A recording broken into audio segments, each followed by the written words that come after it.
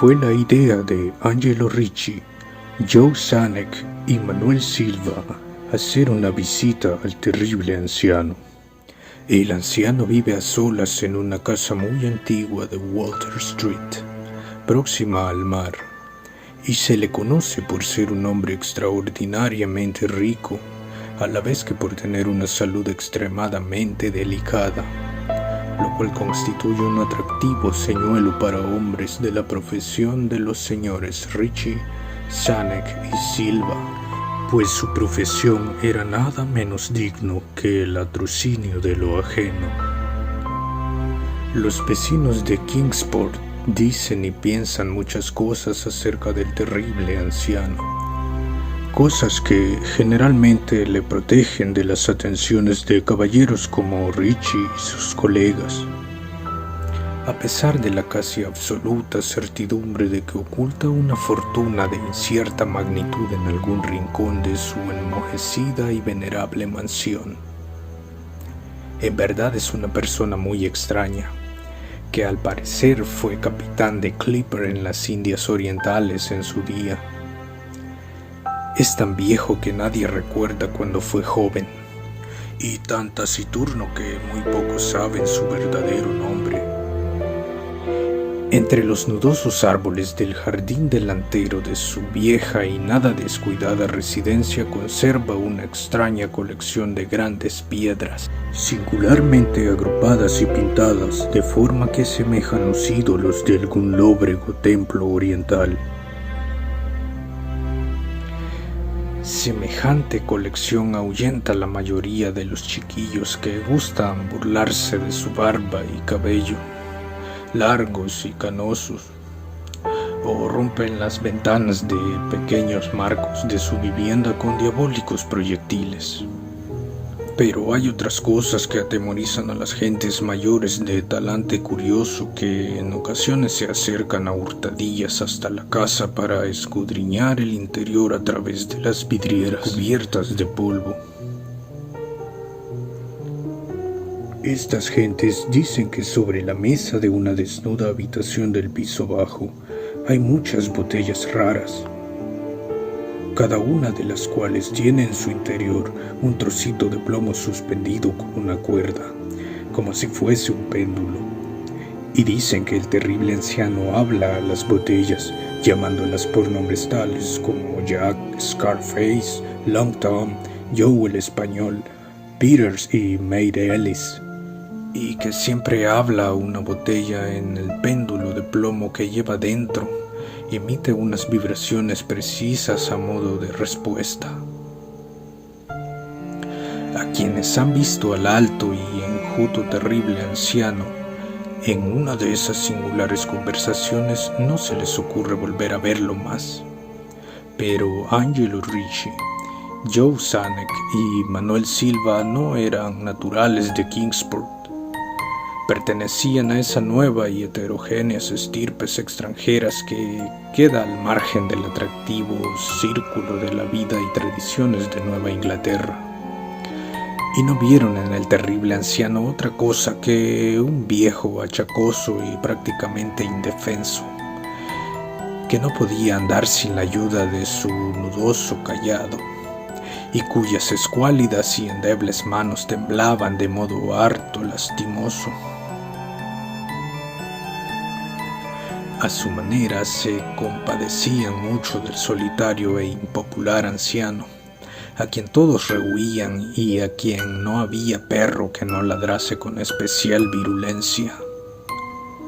Pero los negocios, y para un ladrón entregado de lleno a su profesión, siempre es tentador y provocativo un anciano de salud enfermiza que no tiene cuenta abierta en el banco,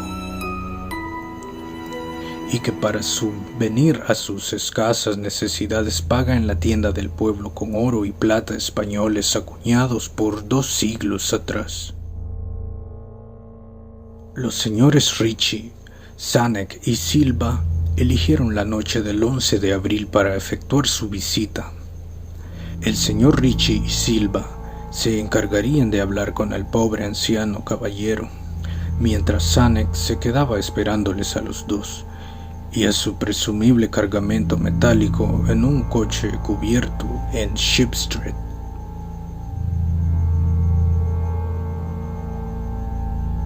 El deseo de eludir explicaciones innecesarias en el caso de una aparición inesperada de la policía aceleró los planes para una huida sin apuros y sin alaracas.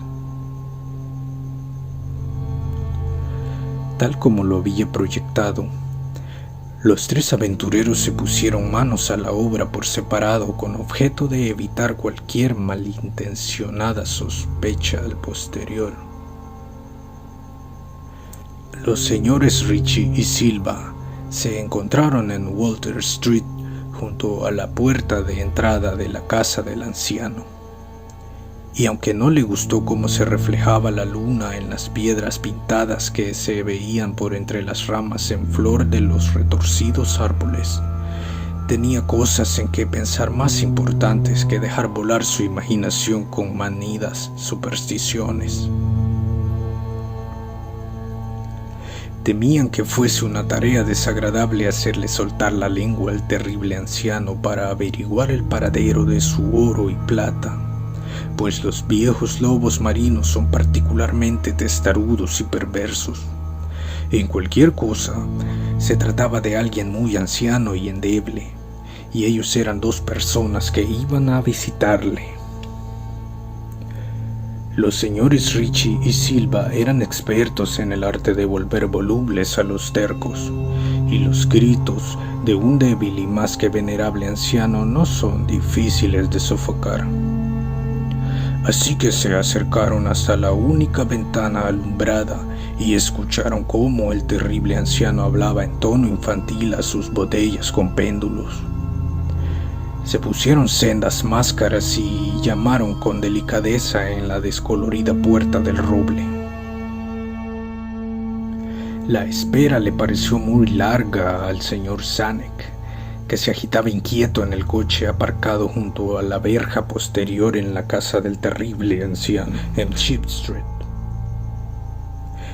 Era una persona más impresionable de lo normal, y no le gustaban nada los espantosos gritos que había oído en la mansión momentos antes de la hora fijada para iniciar la operación. ¿No les había dicho a sus compañeros que trataran con el mayor cuidado al pobre y viejo lobo de mar? Presa de los nervios, observaba la estrecha puerta de roble en el alto muro de piedra cubierto de hiedra. No cesaba de consultar el reloj y se preguntaba por los motivos del retraso. ¿Habría muerto el anciano antes de revelar dónde se ocultaba el tesoro? ¿Y habría sido necesario proceder a un registro completo? Al señor Zanuck no le gustaba esperar tanto a oscuras en semejante lugar. Al poco llegó hasta él el ruido de unas ligeras pisadas o golpes en el paseo que había dentro de la finca. Oyó como alguien manoseaba desmarañadamente, aunque con suavidad, en el rejumbroso pasillo, y vio cómo se abrían las pesadas puertas, y el pálido resplandor del único y mortecino farol que alumbraba la calle aguzó la vista en un intento por comprobar que había sacado sus compañeros de aquella siniestra mansión que se vislumbraba tan cerca. Pero no vio lo que esperaba. Allí no estaban ni por asomo sus compañeros, sino el terrible anciano que se apoyaba con aire tranquilo en su nudoso cayado y sonreía malignamente. El señor Zanuck no se había fijado hasta entonces en el color de los ojos de aquel hombre. Ahora podía ver que eran amarillos. Las pequeñas cosas producen grandes conmociones en las ciudades provincianas. Tal es el motivo que los vecinos de Kingsport hablasen a lo largo de toda aquella primavera y el verano siguiente de los tres cuerpos sin identificar, horriblemente mutilados, como si hubieran recibido múltiples cuchilladas, y horriblemente triturados, como si hubieran sido objeto de las pisadas de muchas botas despiadadas que la marea arrojó a tierra. Y algunos hasta hablaron de cosas tan triviales como el coche abandonado que se encontró en Ship Street, o de ciertos gritos harto inhumanos, probablemente de un animal extraviado o de un pájaro inmigrante, escuchados durante la noche por los vecinos que no podían conciliar el sueño. Pero el terrible anciano no presentaba la menor atención a los chismes que corrían por el pacífico pueblo. Era reservado por naturaleza, y cuando se es anciano y se tiene una salud delicada, la reserva es doblemente marcada. Además, un lobo marino tan anciano debe de haber presenciado multitud de cosas mucho más emocionantes en los lejanos días de su ya casi olvidada juventud.